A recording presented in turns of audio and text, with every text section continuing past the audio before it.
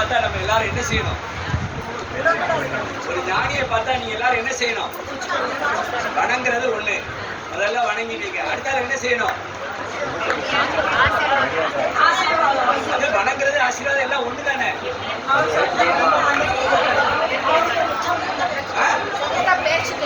என்ன என்ன கேட்கணும்? அதெல்லாம் இப்ப நான் உங்களை செய்ய சொல்ல போறேன். ஐயா வந்து அம்மாவை சொன்னாங்கல்ல, கெட்டி போட்டுருவேன் அப்படின்னு. அது மாதிரி இப்ப நான் ஐயாவை கெட்டி போட்டாச்சு.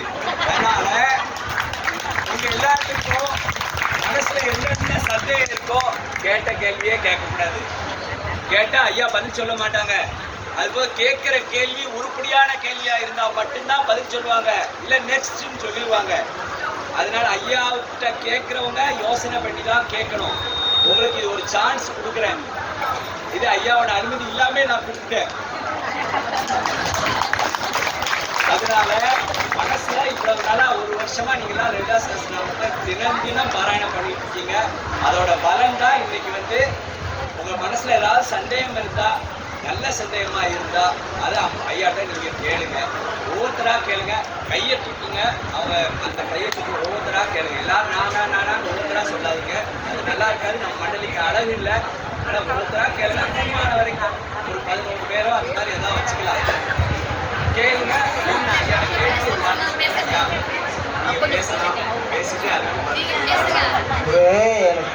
எனக்கு என்னன்னா, ஒரு கோயில் குருக்களாக இருக்கிறதுனால லலிதா சஹஸ்ரநாமத்தை உங்களை பார்க்கும்போது எனக்கு பொறாமையாக இருக்க ஒரு தெரியல. சிதம்பரம் பேரில் பொறாமையாக இருக்கு. எனக்கு என்னன்னா, இதே மாதிரி வருடந்தோறும் உங்களை சந்திக்கணும், இந்த கூட்டம் அதிகமாகிட்டே போகணும், லலிதா சஹஸ்ரநாமம் இந்த நாள் ஞாபகம் வச்சுக்கணும்.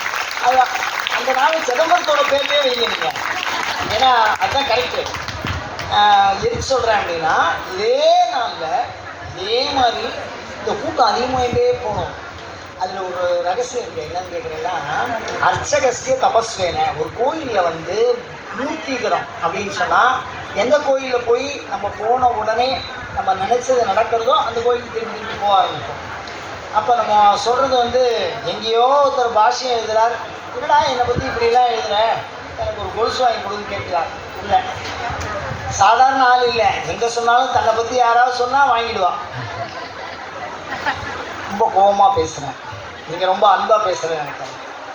இப்போ வந்து எதுக்கு இதை சொல்கிறேன் அப்படின்னா, நீங்கள் வருஷம் இந்த அர்ச்சகசி தபஸ்வேன, ஒரு அர்ச்சகருடைய அந்த தபஸ் இருக்குல்ல, அதை வச்சு அந்த சாமியோட மூர்த்திகரம் அதிகமாகும். அதுக்கப்புறம் பார்த்தீங்கன்னா, இந்த நைவேத்தியம்லாம் போடுறால, நைவேத்தியம் பூஜை அதெல்லாம் கரெக்டாக அந்த பொருள்லாம் குறையாமல் நடந்ததுன்னா அதனால் ஒரு ஆற்றல் சுவாமிகிட்ட வரும். அது பேர் மூர்த்தி ஹோமம்னு நாங்கள் தனியாக பண்ணுவோம். ஆகமத்தில் சிறப்பாக சொல்லியிருக்காது.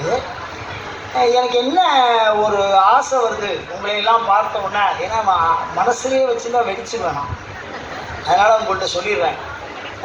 இதே வருஷத்தில் இதே மாதிரி நீங்கள் இந்த டேட்லேயும் நீங்கள் தொடர்ந்து பண்ணிகிட்டே வந்தால்,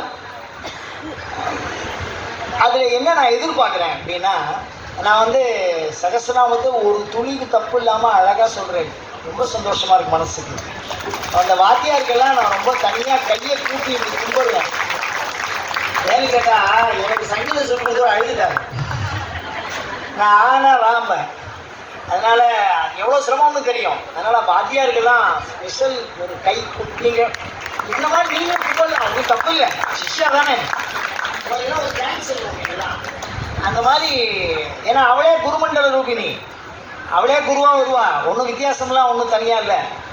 நான் என்ன ஆசைப்படுறேன் அப்படின்னா, இந்த வருஷம் இது மாதிரி ஏன் பண்ண சொல்கிறேன், என்னுடைய குரூப் அதிகமாக இருந்தால் அது என்ன ஆகும்னா, இந்த சப்தம் இப்போ இருக்குல்ல, இதை விஞ்ஞானத்தில் கண்டுபிடிச்சிருக்கா. கோயிலில் ஒன்றையும் அந்த பாடின சப்தம் ஒலி அலையெல்லாம் அங்கேயே இருக்குதுக்கா. இதை நீங்கள் சொல்கிறது இங்கேயே இருக்கும், இது இந்த மூர்த்திக்கு எடுத்து உள்ளே போயிடும். இது யார் வந்தாலும் அவளுக்கு அனுகிரகமாக போகும். அப்படி அனுகிரகமாக அவளுக்கு போச்சுன்னா அதில் 8ல் 1 மடங்கு உங்களுக்கு வரும். ஞாபகம் வச்சுக்கோ. ஆகம ரகசியம் நான் சொல்லக்கூடாதுன்னு நினச்சேன், முடியல, எப்படியாவது வெடிச்சிட்டேன். இது ரொம்ப மோசமான ஆள் பார்த்து. அதனால் எதுக்கு சொல்கிறேன்னா, இந்த விஷயத்தை நீங்கள் அதிகமாக பண்ணீங்கன்னா அந்த மூர்த்திகரம் இங்கேயே இருக்கும். அதில் 8ல் 1 மடங்கு யார் தரிசனம் பண்ணினாலும் நமக்கு வரும். இது வந்து மந்திர ரகசியம், இந்த லலிதா சகஸ்ரநாமங்கிறது. அதனால் இதை வந்து நீங்கள் தொடர்ந்து பண்ணணும், உங்களை இந்த கூட்டத்தை பார்த்துட்டே இருக்கணும் அப்படின்னு எனக்கு ஒரு ஆசை. அதுக்கான வாய்ப்பு, அதுக்காக உங்கள்கிட்ட நான் வேண்டி கேட்டுக்கிறேன். ஏன்னா லீலாசனம் ஒரு தடவை சொன்னால் அவ்வளோ மூர்த்திக்கிறோம். அதனால தான் நாங்கள் லட்சார்ச்சனை கோடியர்ச்சனை சாமிக்கெல்லாம் பண்ணுவோம் பாருங்கள், எல்லா கோயிலையுமே அதை பண்ணுவோம். அதனால் இப்போ நீங்கள் எனர்ஜி பண்ணுறேன், அந்த சப்தம் இந்த கோயிலில் சொல்கிற போது 100 மடங்கு பலன். உங்கள் வீட்டில் பண்ணால் 1 மடங்கு, இது கோயிலில் சொன்னால் எத்தனை மடங்கு பலன்?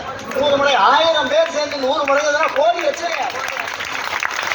அதில் இன்னொரு விஷயம் பார்த்தேன், எந்த மாதிரி ஆளுக்கெல்லாம் அதெல்லாம் இப்போ அனுக்கிரகம் பண்ணுறதான்னு தெரியல. 100 பேர் சொல்லி ஏதாவது ஒன்று தப்பாக சொல்லுவேன்னு வச்சுக்குவேன்.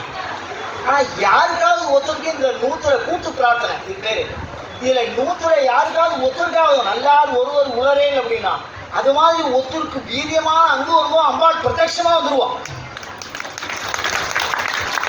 அதில் ஒன்றும் சந்தேகமே இல்லை. நான் என்ன ஆசைப்படுறேன், நீங்கள் சொல்கிறது தப்பாக சொல்கிறேன் ரைட்டாக சொல்கிறேன் அதெல்லாம் எனக்கு ஆசை இல்லை.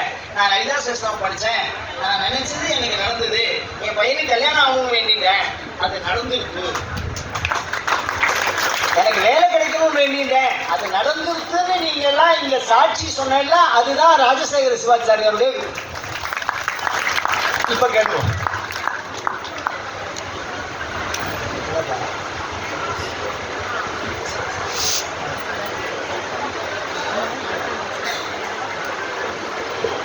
ஒரு சகஸ்ரநாமத்தை சொன்னாலே என்னால் முடியல, 5 சகஸ்ரநாமம் எப்படி சமாளிக்கிறாருன்னு தெரியல. குருவுக்கெல்லாம் குருவாக இருப்பார் போல. சொல்லுங்க.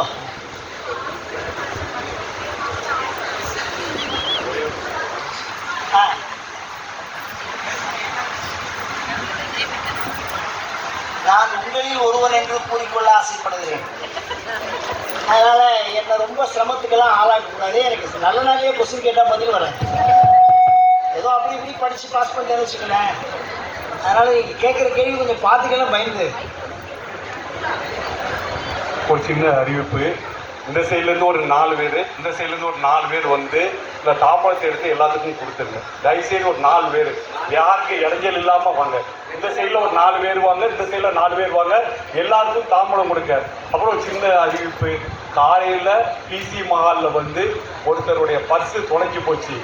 அது யாரோ எடுத்துட்டேன்னு என்கிட்ட சொன்னாங்க, அந்த தரல. தயவுசெய்து அந்த பர்ஸில் எடுத்திருந்தவங்க கொண்டு வந்து தந்துடுங்க. அதுக்கப்புறம் வந்து பிசி மஹாலில் வந்து ஒரு கொலுசு கிடச்சிருக்கு. அந்த கொலுசு யாருடைய கொலுசுன்னு அடையாளம் சொல்லி அடியிட்ட வாங்கிடுங்க. கொடுத்துருங்க. நன்றி. அப்புறம் இன்னொரு சின்ன அறிவிப்பு, இந்த வெளியூர்லேருந்து வர்றவங்க, ராத்திரி ட்ரெயினில் அவசரமாக போகிறவங்க உள்ளே வந்து தீபாவளி ஆகி தான் அம்பாளை பார்க்க முடியும்.